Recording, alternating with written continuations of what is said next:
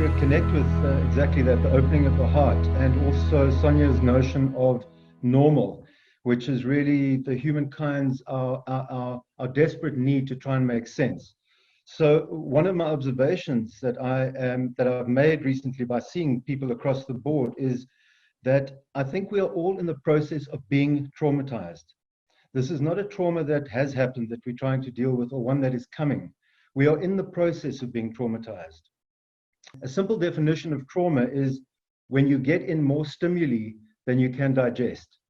So getting in more sensory stimulation than can be processed by the system. And the longer that carries on for, the greater the trauma.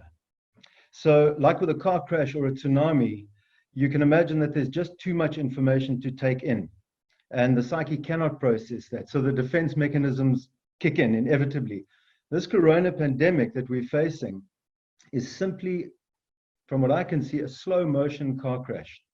We've got no idea of the velocity we're traveling at, or the terrain we're covering, or just how brutal the impact is going to be at the end of all of this. We don't know whether we'll be bruised or very injured, or whether we are going to be dead.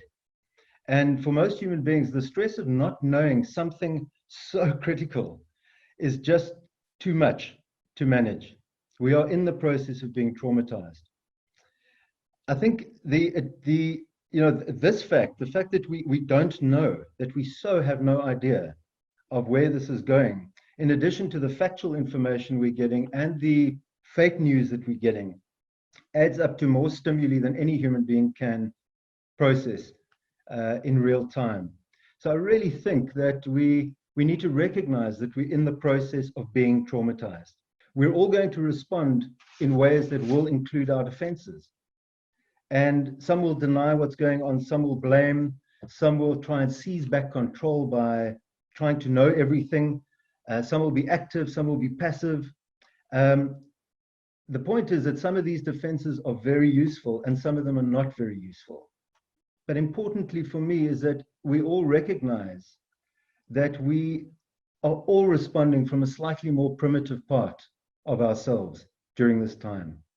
Can we be compassionate to ourselves, and can we be compassionate to those around us? That's around opening the heart, and that's the one point. The other point that I want to make is that you can be sure that you are in the process that is deeply disturbing and that you will not control in the short term. There's no ways that we can control it. So is there a way that we could possibly learn to walk with this uncertainty? That we can acknowledge the discomfort, to link with Sonia's narrative around normal. There is no normal here. So is there a way that we can possibly realize that discomfort is what's normal, rather than trying to get away from it and fight the feelings? Because I think we'll do more damage that way. We'll create more trauma by trying to get away from the feelings. So can we fight the virus rather than fight the feelings?